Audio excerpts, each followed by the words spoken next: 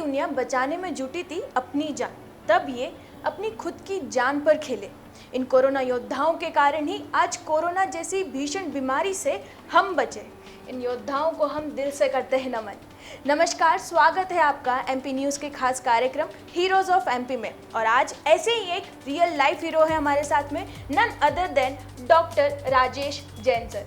Sir, कैसा लग रहा है अभी की वापस से जो चहल पहल वाली जो सिटी है वो वापस से हो गई है हमारी, कैसा फील कर रहे हैं? बहुत अच्छा लग रहा है। हालांकि उम्मीद मुझे तो यही थी कि थर्ड वेव अब शायद नहीं आएगी, बट सब कुछ नॉर्मल देख के बहुत अच्छा लग रहा है। हमने तो भीषण पल देखे हैं तो हम समझ सकते हैं। सर, कितना कठिन समय रहा होगा, मतलब कितना आप उस टाइम पे कितने पेशेंट्स एक टाइम में आप देखते थे, कितने महीनों तक आप अपने घरों से दूर रहे थे? कठिन समय तो था जी। और दिन में मतलब करीब 60-70 पेशेंट्स तो भर्ती थे जो कोरोना थे, उसमें से 20-25 पेशेंट आईसीयू में रहते थे और 30-40-50 पेशेंट ओपीडी में रहते थे और कई पेशेंट्स को बेड नहीं मिलता था। और बहुत ही खतरनाक, न चाहते हुए भी कई पेशेंट्स को एडमिशन के लिए ना करना पड़ता था क्योंकि there is a limitation, oxygen की कमी थी, तो बहुत समस्याएं थी। मतलब इतने सारे चैलेंजेस के बाद भी खुद डटे रहे, हर संभव कोशिश करते रहे कि एटलीस्ट हर पेशेंट को जो संभव इलाज हो सके वो मिल सके। एंड सर, घर पे भी रह के जो सलाह हम दे सके थे कि घर पे रह के भी आप अपना ट्रीटमेंट करवा सकते हैं, वो भी जरूर मैक्सिमम कोशिश वो करते थे। जो सीरियस कम थे उनको घर पे ही एडवाइस करके इलाज कर। सर, कई लोगों के सवाल आते हैं कि जैसे जिन्हें कोविड हो गया है उसके बाद ना उन्हें कुछ ऐसे सिम्टम्स होते हैं, जैसे जल्दी से उन्हें थकान हो जाती है, सांस फूल जाती है, ज़्यादा जिस एनर्जी से वो काम करते थे वो अब नहीं कर पाते। सर, ये कितने टाइम तक ये नॉर्मल है, कब तक कंसिडर कर सकते हैं इस चीज़ को हम? कोरोना के बाद कई समय तक इस तरह की चल रही, क्योंकि ये पहली बार एपिडेमिक आया है तो किसी को पता है नहीं कि ये क्या कब तक होगा। कई तरह के साइड इफ़ेक्ट्स देखे जा रहे हैं। जो सांस भरने की या शक्ति की कमी का कारण तो मेनली लंग इन्वॉल्वमेंट हुआ है। 30-40%, 60%, 70% लंग इन्वॉल्वमेंट जिनका हुआ था उनका अभी रिकवरी नहीं हो पाई, तो लंग फुल कैपेसिटी में काम नहीं कर रहा है, तो शरीर को उतनी ऑक्सीजन नहीं मिल पाती, तो इसलिए थकान जल्दी महसूस होती है। पर अब वो कितने समय में पूरा रिवर्स हो जाएगा ये समय बताएगा, क्योंकि जो बीमारी पहली बार हुई है उसको वो रीड करना या उसका कैसा मोड़ लेगा वो ये कहना बड़ा मुश्किल है।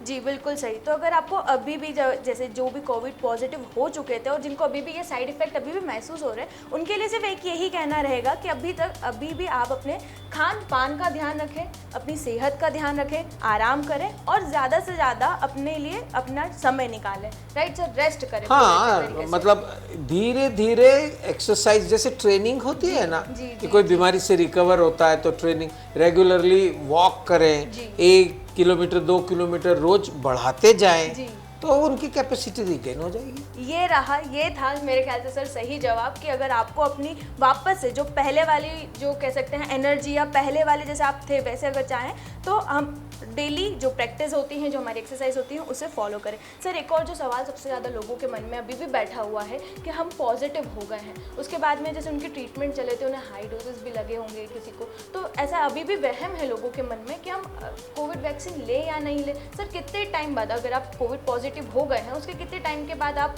कोविड वैक्सीन लेने के लिए एलिजिबल हैं? जो नॉर्म्स अभी फॉलो किए जा रहे हैं वो है कि 3 महीने बाद फर्स्ट डोज ले लें और उसके बाद 3 महीने बाद फिर अगला डोज ले लें।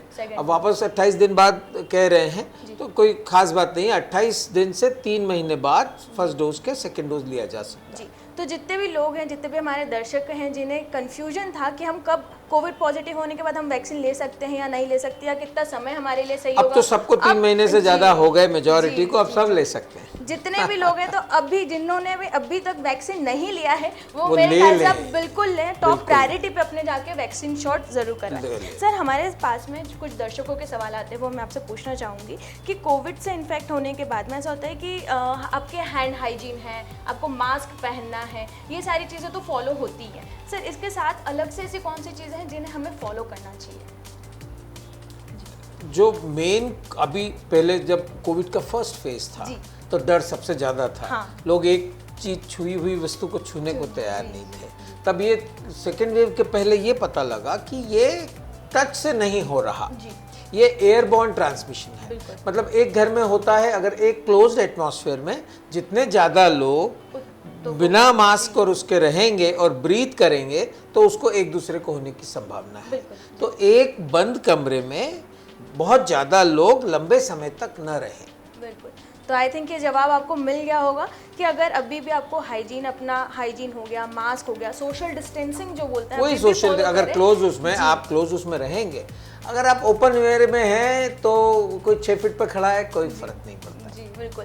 तो अभी भी जो कोविड प्रोटोकॉल्स हैं उन्हें तो फॉलो करें, उन्हें ना भूलें कहीं ना कहीं। सर, सबसे ज़्यादा सेकेंड वेव के टाइम पे जो चर्चा में आने वाली बात थी, और आई थिंक कल या परसों मैंने एक इंस्टाग्राम पे पोस्ट देखा था, that a patient need a plasma donor. Sir, exactly ये प्लाज्मा क्या होता है, ये प्लाज्मा डोनेट करने से क्या बेनिफिट मिलता है पेशेंट को भी एंड जो गिवर है उनको भी? हालांकि अब तो ये उसको अप्रूव नहीं किया है कि उससे कोई बहुत बेनिफिट नहीं है, पर उस समय कहा जा रहा था कि इससे बेनिफिट है। इसका सिंपल है, अगर अपन वैक्सीन लेते हैं तो अपने शरीर में एंटीबॉडी बनती है, अपने को बीमारी होती है उसके शरीर में एंटीबॉडी बनती है, तो वो एंटीबॉडी प्लाज्मा में रहती है। आप उसका प्लाज्मा लेके जिसको हुआ है उसको लगा देंगे तो उसको वो एंटीबॉडी उसमें चली जाएगी जो उस एंटीजन से फाइट करेगी। एंटीबॉडी पुलिस वाले हैं, एंटीजन चोर है, तो चोर आते हैं तो पुलिस आती है ना, पुलिस का काम होता है। तो अब हुआ ये है कि वैक्सीन आया नहीं है तो अभी पुलिस अपने यहाँ तैयार नहीं है, तो जिसके यहाँ पुलिस तैयार है, आर्मी बुलाते हैं ना बाहर से, वैसा plasma donation is like calling army. जी। तो सर, एक और वहम भी होता है कि अगर हम प्लाज्मा डोनेट कर देंगे तो कहीं ना कहीं हमारी बॉडी में भी वीकनेस होगी, तो सर ये कितना हद तक सही है, क्या है ये चीज़? कोई वीकनेस नहीं होती, क्योंकि बॉडी की बनाने की कैपेसिटी बहुत है।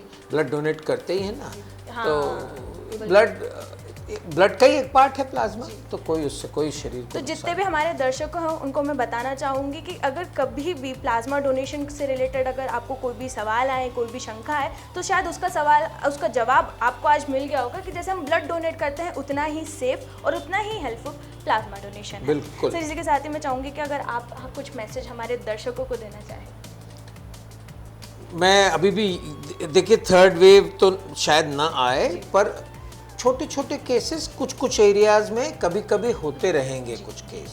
तो जिनको बिल्कुल कोरोना अब तक नहीं हुआ है, जिन्होंने वैक्सीनेशन नहीं कराया है, उनको बिल्कुल करा लेना चाहिए। अपने नहीं, सभी के लिए आवश्यक है कि वैक्सीनेशन करा लें, उससे कोई नुकसान नहीं होता। और वैक्सीनेशन, अब वैक्सीनेशन के बावजूद 100% गारंटी ये नहीं होती कि बीमारी होगी नहीं। बिल्कुल। इसलिए ये ना मान लें कि वैक्सीन हो गया तो पूरे गारंटी हो गई। तो प्रिकॉशन फिर भी रखें। और कभी कभी म्यूटेशंस भी होते हैं, जब वायरस अपना स्वरूप बदल लेता है, तो अगर स्वरूप बदल लिया और वायरस एंटीबॉडी पे इतना इफेक्ट नहीं किया उस एंटीजन ने, तो फिर भी थोड़े से प्रॉब्लम्स हो सकते हैं। तो वैक्सीनेशन लें, प्रिकॉशन लें और कॉशियस रहें। बिल्कुल, सर ने एकदम सही बात कही। और जितने भी सवाल हमारे दर्शकों के थे, तो मेरे ख्याल से सर आपसे सही जवाब उनको कोई नहीं दे सकता, क्योंकि प्लाज्मा डोनेशन वाली चीज़ आज भी कई लोगों के मन में कई सारी शंकाएं हैं इसको लेके, जिसका सही जवाब हमारे डॉक्टर राजेश जैन ने दिया है हमारे दर्शकों को। और इसी के साथ ही मैं भी यही कहना चाहूँगी, MP न्यूज़ की पूरी टीम भी यही अपील करती है हमारे दर्शकों से कि अभी भी कोविड प्रोटोकॉल का फॉलो ज़रूर करें, अपने आसपास सफाई बरते रखें, और वैक्सीनेशन अगर नहीं कराए तो तुरंत अपना सेकेंड डोज या फर्स्ट डोज ज़रूर लगवाएं। इसी के साथ ही हम लेते हैं आपसे अलविदा। अगले एपिसोड में ऐसे ही एक रियल लाइफ हीरो से मिलेंगे, उनकी इंस्पायरिंग जर्नी के बारे में बात करेंगे। बने रहिए MP न्यूज़ के साथ। नमस्कार। Thank you.